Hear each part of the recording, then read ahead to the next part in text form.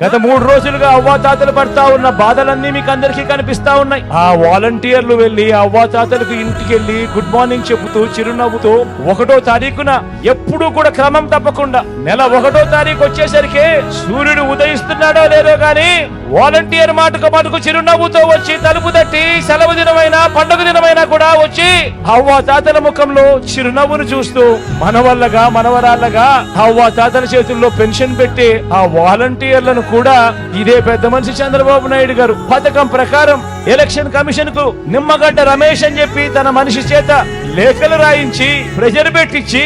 ఏకంగా వాలంటీర్ అనే వాడే లేకుండా వ్యవస్థ అనేది లేకుండా ఏకంగా రద్దు చేసిన పరిస్థితులు కనిపిస్తా ఉంటే